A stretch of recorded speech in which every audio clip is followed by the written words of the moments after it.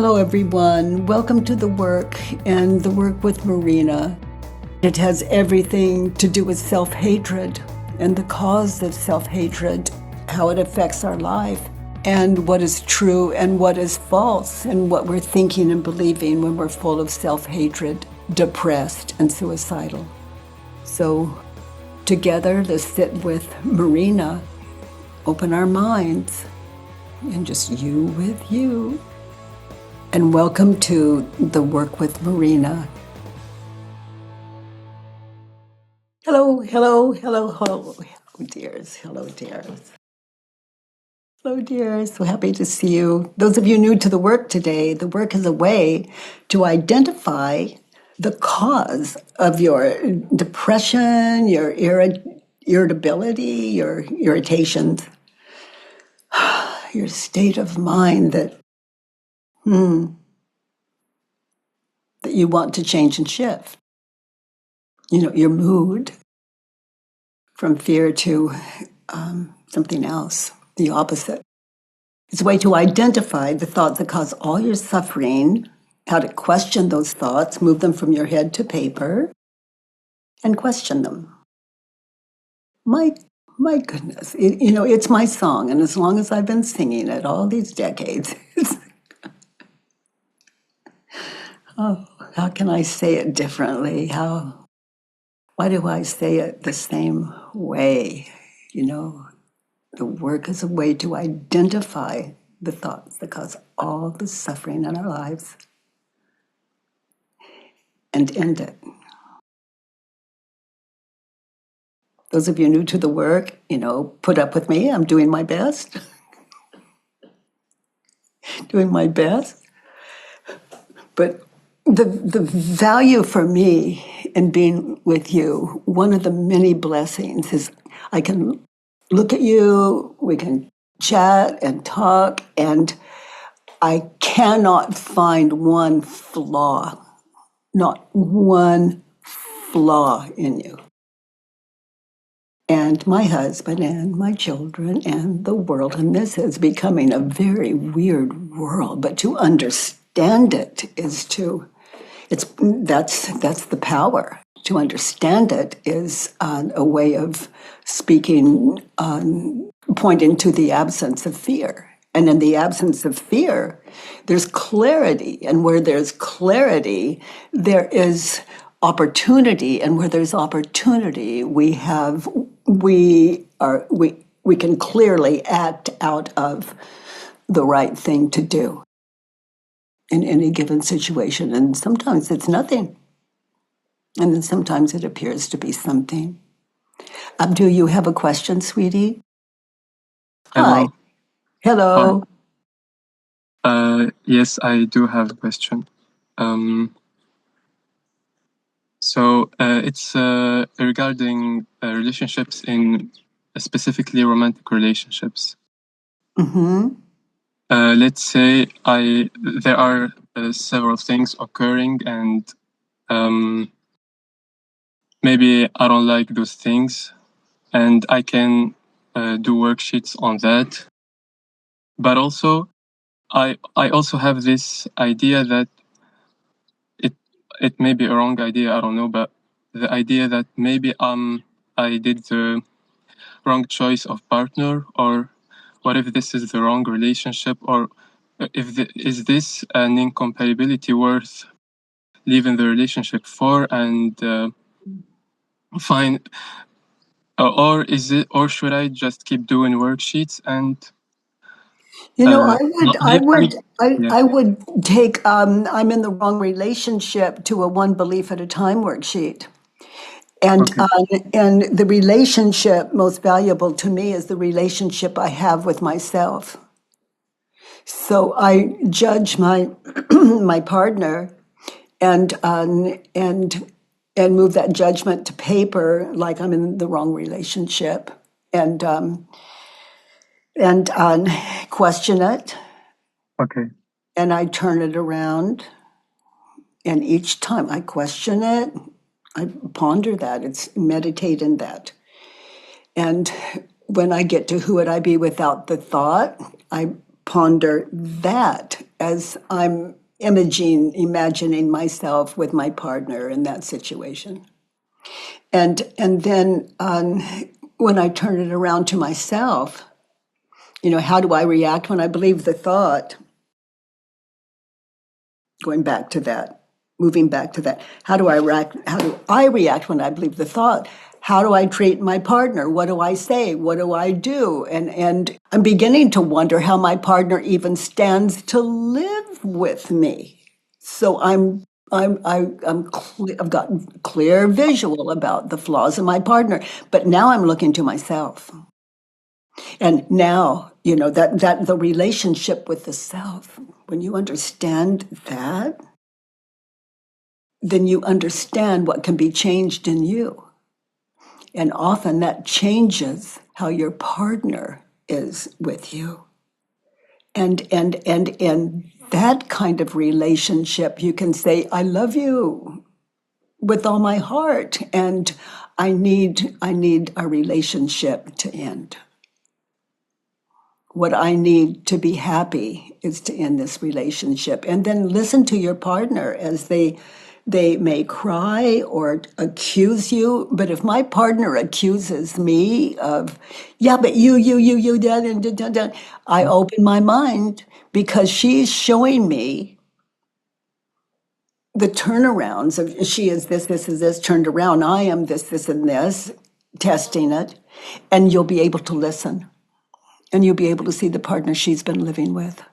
And in that you may love her enough to spare her the relationship as you've known it to be. And this, honey, it's like I don't leave someone until I love them. And you got the love going for you, but you've got that ego running like you're in some kind of prison or trapped. And you don't want to hurt her or whatever it is, but there's a language for that. And as you sit in worksheets, a full worksheet, not just one belief, but a full worksheet, work it through like your grievances of her, why you would want to leave. Then it becomes like leaving someone it's like the ultimate love making. It's like you're sparing her from being with you. And you have reasons of being the way you are with her running in your head. And those judgments belong on worksheets. So, love her and leave her. And then you've got a friend for life. She may not see it that way, but in that her living in you, you love and you care about. And she doesn't have to know it. But she's ever in trouble, she might call you, and then you can listen. But listen to her as she gives you worksheets. And you don't even have to speak to her to listen to her judgments about you. They're in your head. The things she says, the things she does. I hope that's helpful, honey. But the people that we don't want in our lives, they hold a key to who and how we are. But we're so busy judging them, we don't have clear vision. And when we do have clear vision, like, oh, I shouldn't have said that. I shouldn't have done that. That's hurtful. It's how you react. It's like being trapped until you're awake. And worksheet, how do I react when I believe that thought about her? Oh boy, you just wonder how she could ever be with you, maybe, or why she ever wants to see you again, maybe, or to look to the self. I've parted friendships with people because I want to spare them from me. And even like 40 years ago, if they're still alive, that's not a great example. I'm just saying this is timeless. The way yeah. Gosh, that's such Such a good question you bring to us, because it's something we all face. And not just romantic relationship, but the relationships with everyone. And when you want to leave her, oh boy, it shows you tendencies that you put on everyone, no matter how subtle. So she's the key to what you need to wake up to your beautiful, beautiful self. Beautiful, flawless self. Our enemy holds the key when we move what we think and believe about them onto our worksheets and sit in them. And you know she's no enemy. You just don't want to hurt her, whatever the circumstance is. Worksheet. And if you need help, sweetie, just go to the comments thing or go to thework.com and find a certified facilitator, and we'll just patiently just hang out in your worksheet with you and support you to fill it in if you need that too. Thank you for your courage and your heart. Thank you very much. You're welcome. Let there be peace, huh? Peace. When we want peace in the world, if we can't find it in our own world, how can we expect peace in the world? How can we expect it of any other human? Yeah, so it's up to you. It's up to me, individually. Until then, we just fear, and fear is, oh my gosh, that's what war is born out of, with the people we love with all of our hearts and in the world. And just because I love someone doesn't mean I have to live with them or be with them.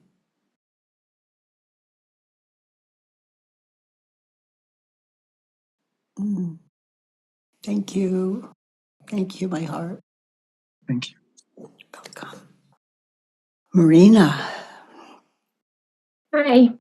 Hi, sweetie. You have a Judge Your Neighbor worksheet filled in? Yes. Again, those of you new to this community today, Judge Your Neighbor worksheet is, you can always go to thework.com, download it. It's free. You don't have to leave your name or sign up or anything. It's yours. So, sweetie, what did you read? What did you write for number one?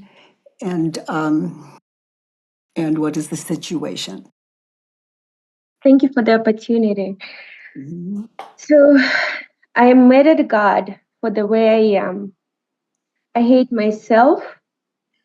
I hate the way I think and see the world.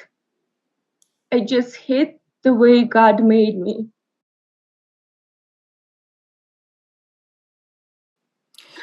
You hate yourself. You hate yourself. Is it true? I've been hating myself for all my life, and I'm almost 40. Okay. So let's slow it down. So the answer, all of you, when you're doing this work, is yes or no.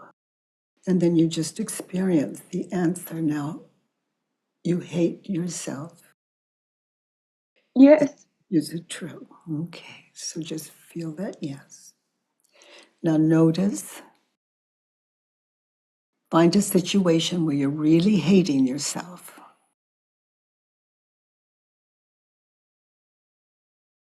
And describe it to me. Like all the decisions in my life. One of them would be an abortion I made 15 years ago. Okay. So be there now. Oh, just be where you are right now, honey. Like in this situation right here, right now. You hate yourself. How do you react when you believe the thought and that abortion enters your head? You see the image in your head, what do you see when you think you see that image and you think the thought, I hate myself? How do you react? What happens? I just want to punch. I want to fight. I want to hurt. I just want to, and I don't want to feel it. I want to get it out of me. I just want to get it out, run away, but I want to fight at the same time. Okay, so notice that. And that image is still there. It's still there in that situation. You see it. Notice self-hatred. And notice how you react in the situation. Find one situation, anchor there. Notice how you react.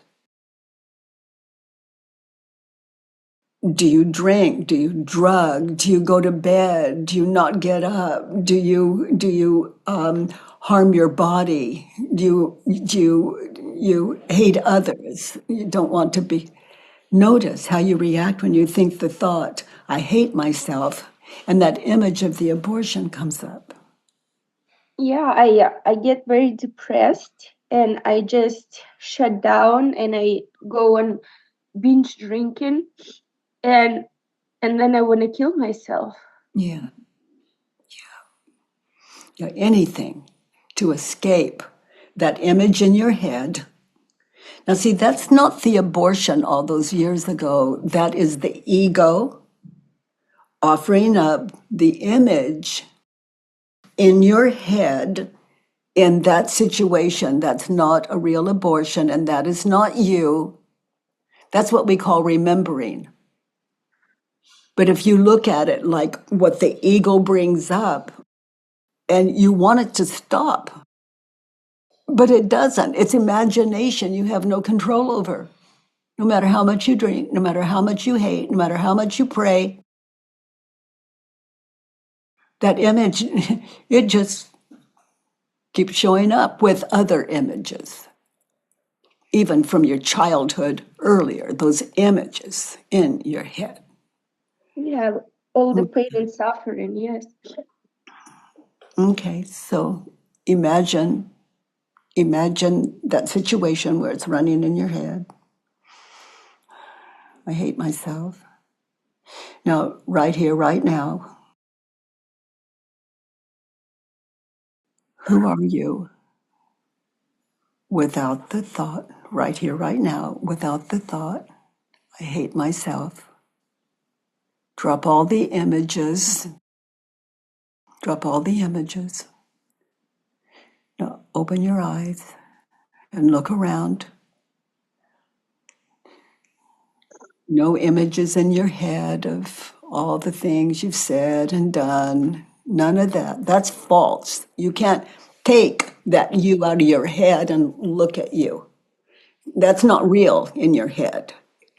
Doesn't mean it didn't happen. It's just that's not real in your head now. Now look around the room.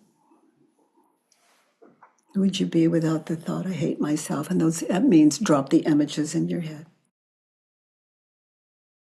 I would be loving, caring. Yeah, so let's get serious about loving. Notice the chair that's holding you. It's not saying you don't respect me or you wouldn't sit on me. It doesn't say there's something wrong with you. No, it holds you. It holds you in my world. There's nothing here that isn't love. Just waiting for us to wake up to it. Everyone and everything. The chair doesn't say, get off of me, you're too heavy. You didn't ask me first. You don't appreciate me. You just take me for granted. It doesn't say that. There's nothing that isn't unconditional love. Look at the light coming through. The windows, the light that reflects on the ceiling that just fills that room. I can see it.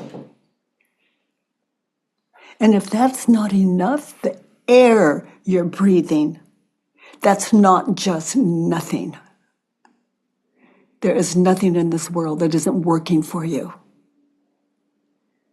Now, the image comes in your head of that abortion, and you lose the gift of life.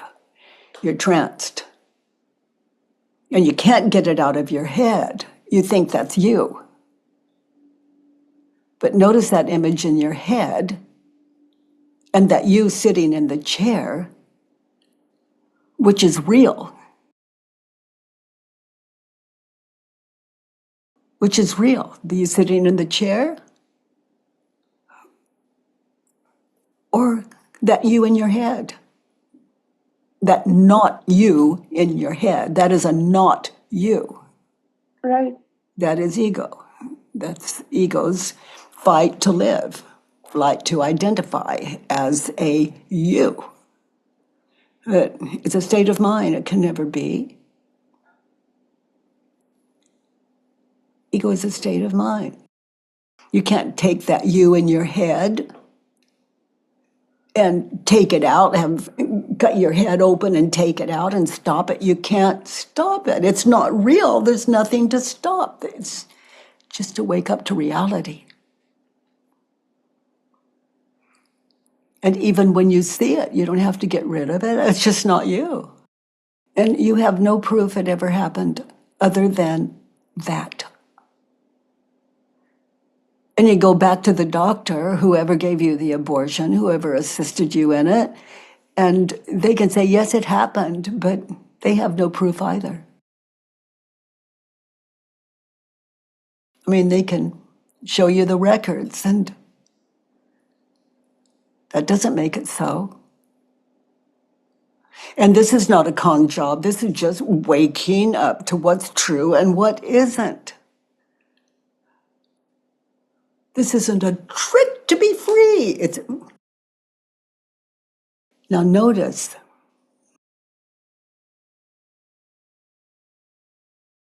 I had an abortion, turned around, I didn't have an abortion. Okay. You didn't have an abortion before the abortion. And you didn't have an abortion after you had an abortion. You mean like another one? Yeah. Yeah.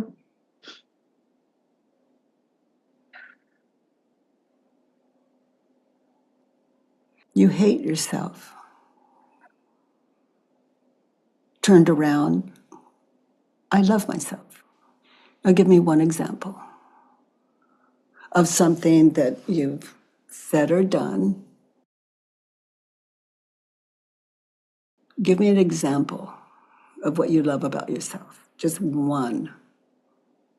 That I'm here. Yeah. You get it? Yep, that's one. If you find one, you can find two.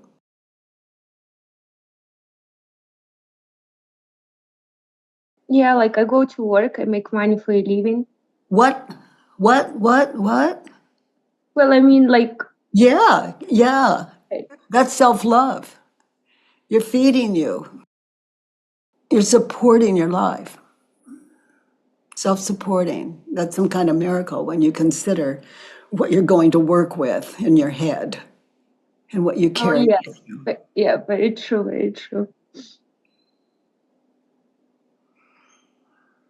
I love myself. What else do you love about yourself in your life? I love that I'm caring. I have 2 dogs. I adopted a cat and a little gerbil. And I try to help my patients as much as I can. Well, look at you.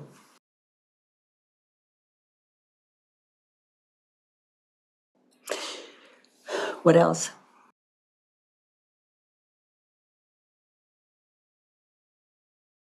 That I've been trying to heal myself for the past 10 years, doing different kind of modalities, therapies, like everything. Yeah. So Trying look to at heal you. myself. Look at you, honey. Look. See, that's all self-love.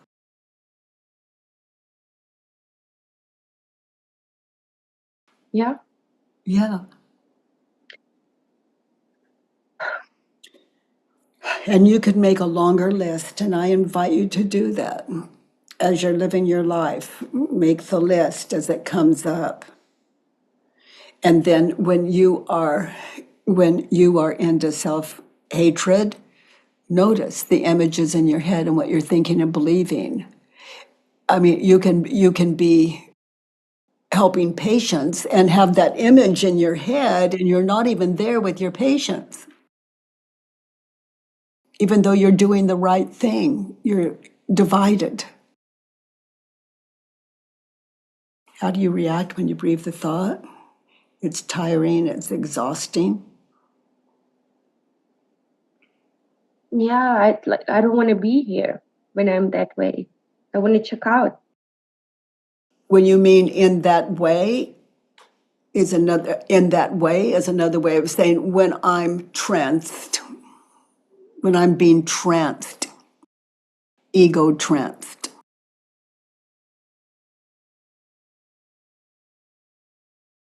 Right, like I go in that state of mind, like I get so deep in the thoughts, Well, and I you don't go into it. The ego pops up and then you're hypnotized. You really think those images are real and what you're very, thinking, believing very, is valid.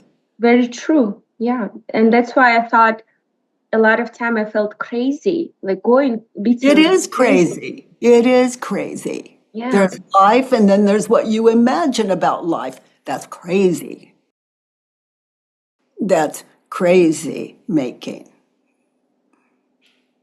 that's why I always had compassion for all the schizophrenics, like they call them schizophrenics and all those people, because like I can feel their pain and I know that they're suffering. It's just the society doesn't recognize them. Well, you didn't either. I mean, you saw their pain and you saw, but how do you relate to it? You do and you did, and that's compassion. And turn all that around and take care of yourself. Schizophrenia, I don't know the definition of it, but it is not knowing the difference. Just try it on, knowing that I don't know. It is being so tranced in your head, you just don't know the difference. Yeah, Don't know the difference, and it's innocent, and you can't stop that from going on in a schizophrenic other than medication, let's say. And I worked with in many, but one particular schizophrenic woman that was hopeless, and I never gave up on her. mm, It was one of the first people I ever worked with, so my schedule was not busy. And I was there for her. She lost her job. She was working at a Marine base and had a really good job. And then this mental illness that was always there, and there was nothing doctors could do. She was able to hide it for years. But it just became so loud, and she was raising two children, and it was dramatic the way those children were living with a mother like that, just not even knowing where their next food would come from. She lost her job, and then she was just one of these people you see on the streets that just, they're talking to themselves, and I met her on the streets, and we just sat down, and then, don't have her in your house. She's dangerous. I mm. understood her head. And I had this work in me, and no meds, no nothing, no nothing. And eventually, after 2 or 3 years, she got her job back. She was able to pass all of the tests. And her record working there was really prior to that. And I may have the timeline long, like how long I did work with her, but she continued. And years later, when I was traveling, I got the email that she got her job back. And I wasn't surprised. And if she can do it, we can all do it. If she could get sane, we can all get sane. She threatened to kill me more than a couple of times and meant it. And I understood that she would never do that if she just understood it's not what she wanted to do, that she was just testing me. It does no good against the power of truth. And she got that somehow by some grace. Nothing I was teaching, I was just holding her in. Oh boy. This hasn't come up in me for years. The way she tested me was, but I saw her. I saw her. And I'm not a seer. I know it's not like that. I could see that what she was thinking and believing didn't make it so. And she was open to the work, as she was open to it, and I'd have her write it down in slow motion. So it wasn't about me, it was about her and what she was thinking and believing. And again, I never gave up on her, and I love that you never give up on you. Thank you. What was her schizophrenia and that situation? And I don't know if she was schizophrenic or not, but that's what all the doctors deemed, and that's how she lost her job. And all those years on the streets. So what she was thinking and believing, she learned, even in those episodes, to move it from her head to paper and hear all those voices in her head, and just thank them for sharing. Each one, I taught her they're like children, like abortion, that's one child, and like when I did that, that's another child, and all these separate eyes, meaning I apostrophe S, eyes, all these me's in my head, just screaming. I'd move one child, ask her to move one child from her head to paper and just work with that child and all the other children, meaning like problems, like abortion and all those things in her head. And just to let them know she'll come back for the next one. And she did her work. And doesn't mean they didn't continue to come into her head, but she got enough sane and with meds to get her job back. And why wasn't she taking her meds when I found her? Because she had every reason not to. And we're sitting in medicine right now, the cause of suffering, how to wake up to reality and how to live the turnaround. So I hate, you hate the way God made you. God made you that way, is it true? Yes. And how do you react when you think the thought, God made me that way? What is your relationship with God when you think the thought, God may be that way? Hate. I want to fight and I want to curse him and I want to hurt him. Yeah. So who's the God in that situation, God or you?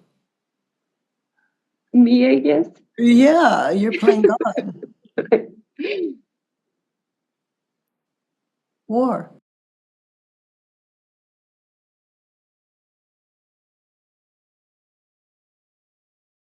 So me like cursing and arguing with God, it makes me, it's like switches the roles between us.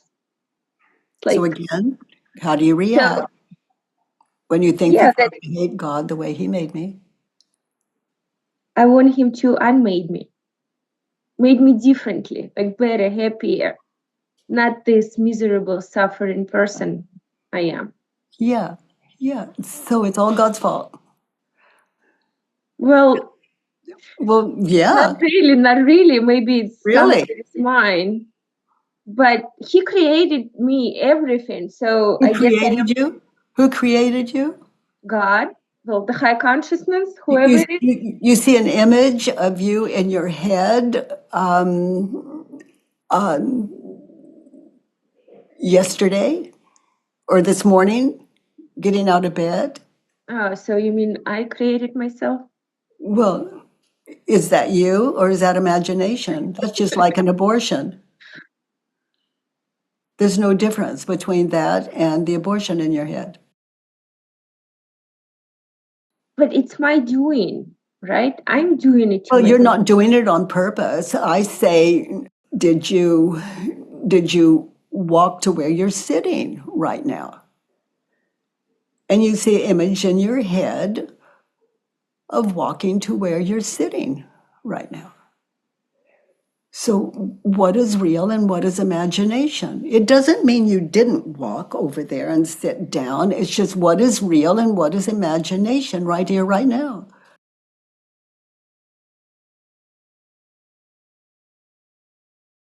So what's real? You know, what I love, I call it first generation thinking. Be here now, not then. Mm. And you can't, you'll see the images, just know the difference between what is imagined and what is real. So the real is what's happening right now, and Yes, not real is what that's I be, remember happened like two yeah, seconds ago. yeah. And you're Huh. not remembering on purpose. It's just, it's a happening. You don't see the images of that abortion on purpose. It's imagining. Even though there was a fact that it happened. You know, that's, I would say, yes, it happened in this world as you imagine it to be. And imagination is not you here, right now. Mm-hmm. Okay, I guess I got it. Yeah. Now, it's a practice. It's a practice. And worksheets are that practice. What were you thinking and believing before you had the abortion? You know, that you could do a worksheet on abortion. It's like you hate the way God made you. Okay. Who would you be without the thought, blaming it on God as you imagine God to be? I would be happy just because like I'm here and I see the light. I see that I'm loving, caring, happy. Now I think you experience the power of God, life, present, now, gratefully, the gift of life, real life, as real as it can ever be, right here, right now. Mm. And the past is very valuable. It's like it's in you. And it can really support you. It's your life. And when something frightens you, it's a worksheet. It's like the abortion in your head. You notice it for what it is. It's an image in your head, imagination, in other words. And then you get present. That's where life is. And you go to life and you work with these people, these patients, and you're present. You're gifted. That gift is, it's without that stuff running in your head, it's just pure wisdom. Pure wisdom. Everything you can use. It's the opposite of suffering. It's an intelligence that is available to you because the ego is not overriding it. A wisdom that is equal in all of us. I hate the way God made me, turned around in that situation with that abortion in your head and that situation. I hate the way God made me, turned around. I love the way God made me. Yeah, I love the way God made me. Yeah. Just look at two.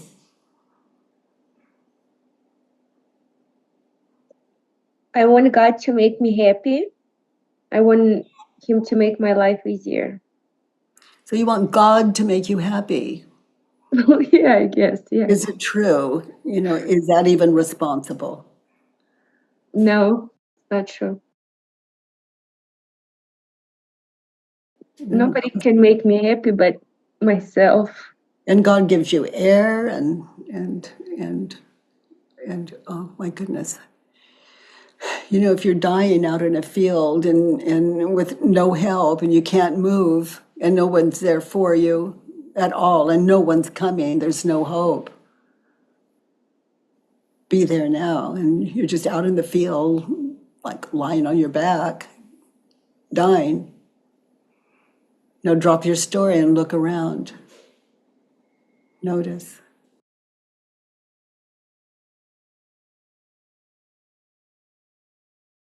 Notice the sky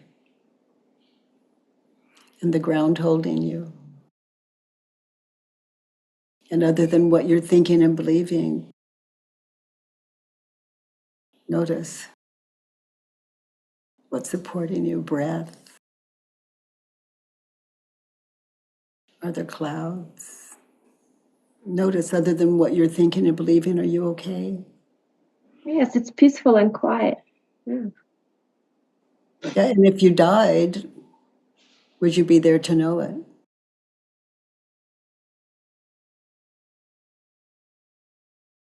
Like, would I be there to know that I died? Yeah, if you died, people fear death. Oh no, I'm welcoming death. I'm like I'm open to it. Why would you be welcoming death? Because it's nothing. That's how we see death. It's nothing. And people can really fear that as well. But if you notice, other than what you're thinking and believing, with what you're thinking and believing, it's like you're dead. Life is dead. You're imagining life. So life itself is dead to you. In other words, you can't see it, appreciate it, and all it's ever done is give to you. Like the chair, like the air you breathe, like the light coming in, like night so you can sleep better. It's just the moon and the stars. That there's nothing that isn't here for you. And your gift that you take to work with you. And you don't have to go to work, but you do. That's something beautiful. When you look at what you're fighting against, that ego in your head, those unquestioned thoughts.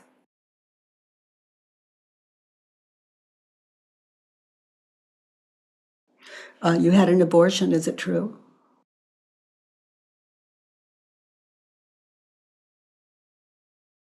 I did like 15 years ago. Yeah, I did. So the answer is yes. Yes. Now notice how you react when you think the thought, I had an abortion. Like much calmer now. Like, yes, I had it. It's a fact. And why is that child better off in that situation?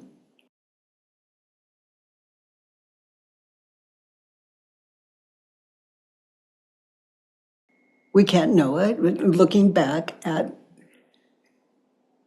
the way your head was. Oh yeah, totally. And the situation in you were living through in your life.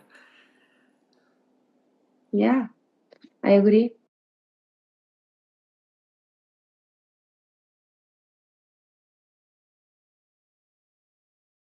I wasn't ready. It was just horrible timing. So was that abortion an act of love or Yeah, fear? I'd say so. Yeah. Probably for everybody at that moment. So drop probably. Look at it. Yeah. No, it's true.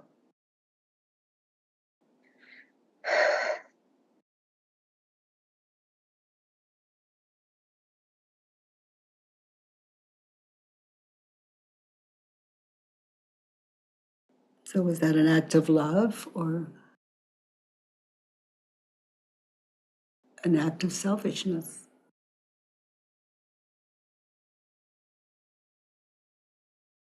Well, it depends how I look at it, but yeah, it's an act of love, I'd say. Yeah, because it's just looking for the answer to just that question I asked.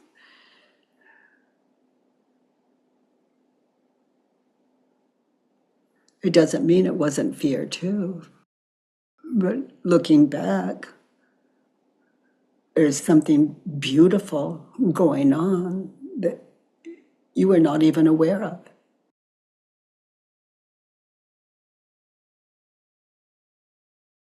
I love my life. I look back on it, and there's no mistake in the world. And it brought me to you. And that is something beautiful. Yes, it is. By the way, everyone, if you enjoyed this podcast, please give us a 5-star rating and review on iTunes. It really matters, and thank you for that.